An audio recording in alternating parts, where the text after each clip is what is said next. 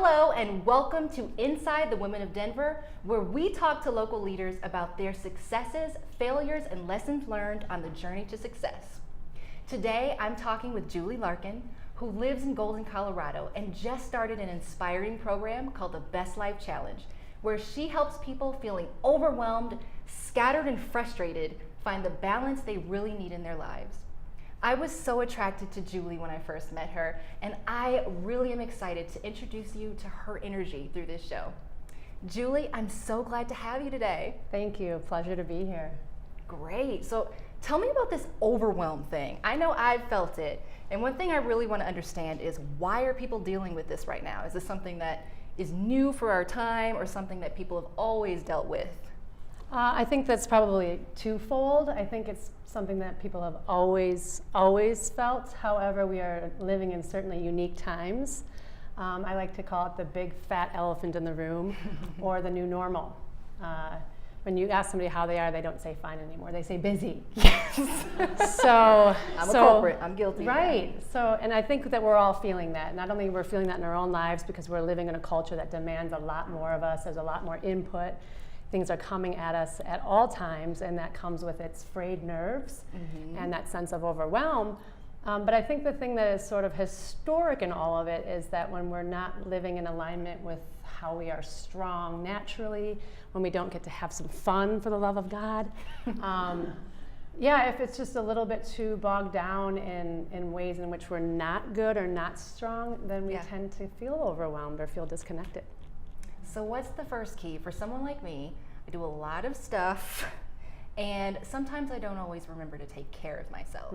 And I know you're an expert at that. So give me a couple tips that will help me to better take care of myself when I've just got too much on my plate and I'm just like ripping and running everywhere. Absolutely. Well, let me first fess up and say that I sometimes fail on that as well. I think it's human nature. And I always, my new business motto or business line is the go-getters and givers, that to help them master life with ease. And a huge piece of that is about taking care of yourself.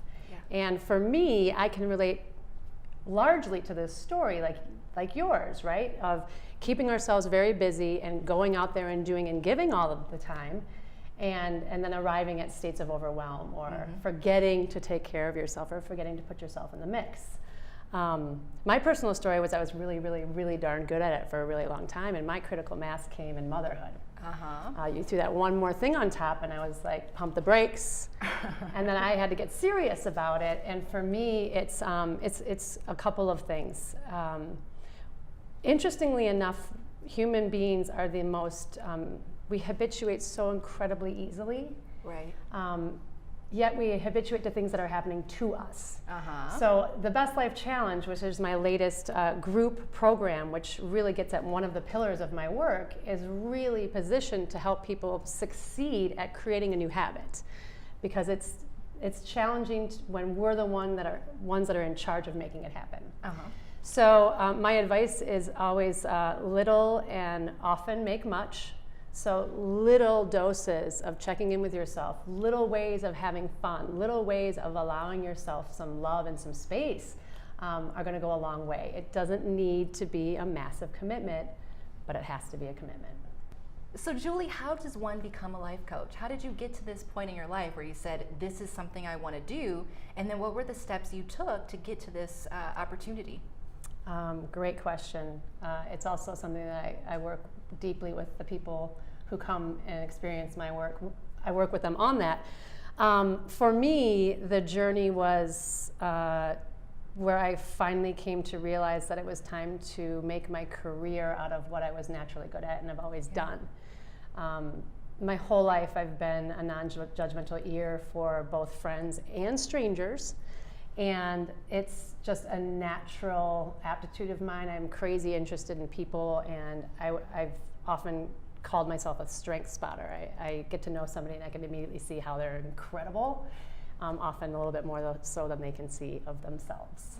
Beautiful. So it just felt like it was time, and once I decided, it was a commitment again, not unlike the one we talked about earlier. It was a commitment to make it happen. And then you here just I went am. out there. Yeah. I just went out there. It's not that easy. I just went out there and started.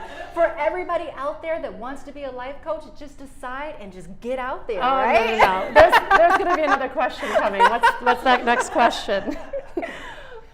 So if somebody wants to follow in your footsteps, what are some things they might want to think about starting to do to start that process? To become a life coach. To become a life coach. I think, like everything, there's more than one way to arrive at an end. So I think the first thing is always really knowing yourself, which is, again, another big pillar in my work, is really knowing who you are and how you best learn. So for me, I knew I needed to have people and mentorship and experiential experiences to really make this mine, as opposed to, for instance, doing something online. However, there is so many ways in which you could get certified to become a life coach. There's so many organizations, and for me, it was a combination of an online certification and then mentorship, and really having experience with somebody who's been there and done that. So what's the thing that you're most passionate about? Of all the things that you work with people on, where do you truly connect the most with your clients? Two things are showing up for me. One is this concept. Right now, this is the way I say it these days. The all of it all. I am crazy passionate about each one of us knowing who we are in all of our glory and all of our stumbling blocks, and having the capacity to hold space for all of it. That's huge. I think that talk about ease and a peace of mind that comes with being able to move through life with that ability. So I'm crazy passionate about that. And I would say the other thing is this combination of truth telling and really getting people to engage and do something about what they want. And then the piece that just feels like such a gifting is to support people, to really hold people, especially when they're going through the tough stuff, because we all have this tough stuff and we have the tender spots, and we need to come at that stuff differently. So I get crazy excited about just being able to do that for people too. I love that. Yeah. So tell me about a time that you just had to transform in your life. Maybe something went wrong, something scary or stressful happened to you in your business life or in your personal life, and tell us about the transformation that happened and how you grew from it. Great question. The old course correction. Exactly. I, again, tend to like to say that the two things that have rocked my world, both positively and negatively, the most are motherhood and entrepreneurship, and pretty equal. So I think for me, because I have a bit of that go-getter in me and a bit of that DIY in me, there's been times when I'll stick through things a little bit longer without seeking support. And it's when you get to those places where you realize you need somebody else's expertise and the freedom of just saying help. That's how I've always course corrected, is to reach out and communicate with somebody on that and get some kind of support.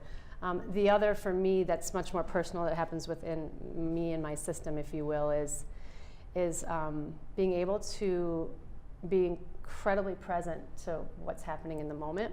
And I think this is back to the first question of how busy we all are and how overwhelmed we all are. That's the other way that I course correct on a regular basis in this kind of game on entrepreneur life and game on mother life and game on life, is to try to bring myself back to exactly where I am at that moment and remind myself this is the only place I have to be, because there's not a lot of overwhelm when you're not thinking about 50 paces ahead of you. Yeah. You really. I don't know if I answered that one the way you wanted me to, but there it was. You really hit me when you talked about the fact that it's sometimes tough to ask for help. I've struggled with that personally. I'm sure a lot of people have dealt with that, in the pride and the feeling of shame and not feeling like it's okay, feeling like there's something wrong with asking for help. If you ask for help, you're admitting that you failed. Right. So how do you feel about that? What do you do for people if someone, or if yourself, if you're dealing with yourself, you know that you need help? How do you get yourself to the point where you finally go and say, I need to find somebody to get me out of this mode that I'm in? Right. You know, it's interesting because obviously when you're the one giving help, which is a natural strength of mine, it comes so easy. So to do the role reversal, you almost give like the, what? How is that so hard? But then when it's us, it really is, it's that self-worth story that shows up for all of us. Really, I'm having a hard time going back because I've gotten pretty good at it.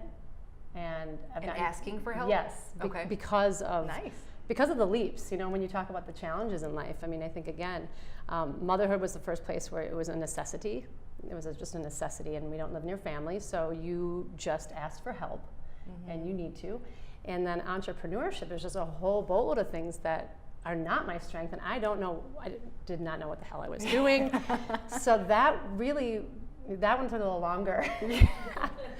I mean, I was definitely sitting at my computer and trying to do it myself, and then finally, I think it was where you realize you're not getting anywhere, where you're spinning your wheels, and it's almost like the overwhelm or the wheel spinning, or all those negative emotions I now look at as these incredible messengers for there's got to be an easier way, and that's when I usually will reach out at this point.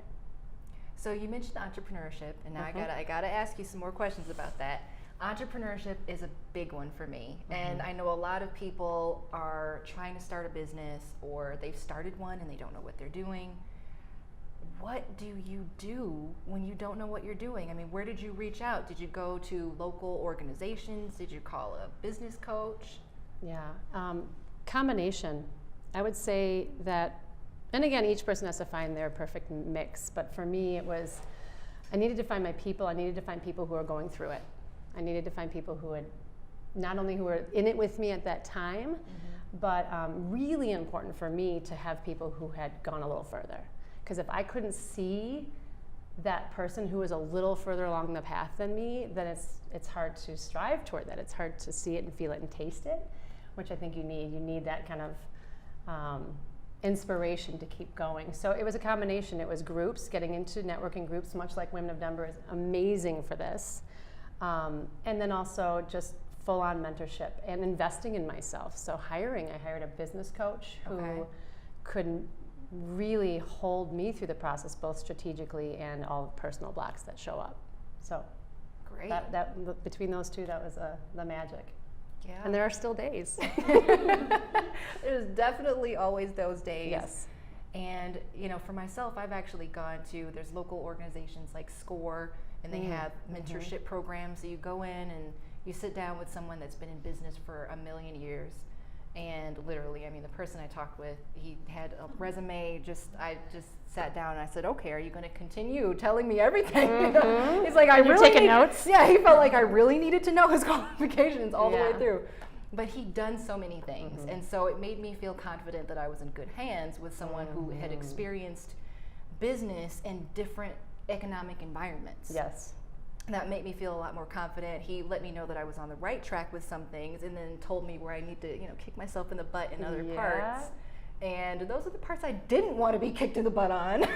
Those hurt, right?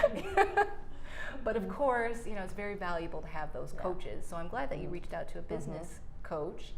And for all those out there, there are free and paid resources for you if you want to start a business for yourself. So glad to know that you did that. Yes, necessary, very necessary. Yeah. So what's one final big lesson, something that you want everybody that's watching this to know that you feel is just ready to spill off your tongue? Wants to be said. It needs to be said. So this is what wants to be said, because it's been showing up a lot lately, certainly as the turn from 2015 to 2016, and there's just this energy of it's time for action. We're being called into greater alignment with ourselves. I mean, there's just so much going on, and that's part of that, it can bring anxiety as well, right? But it's the most obvious statement, so I'm going to end with this, that isn't it funny how the people who feel that they have time and space for themselves in their lives take time and space for themselves in their lives. And that's what I'm going to end with. Beautiful. You got to do it. Starts here. Thank you for watching. You just got to meet Julie Larkin, one of my favorite life coaches in the world. I'm so glad you took the time to spend a few minutes with us and get to know us a little bit more. I'll see you again soon.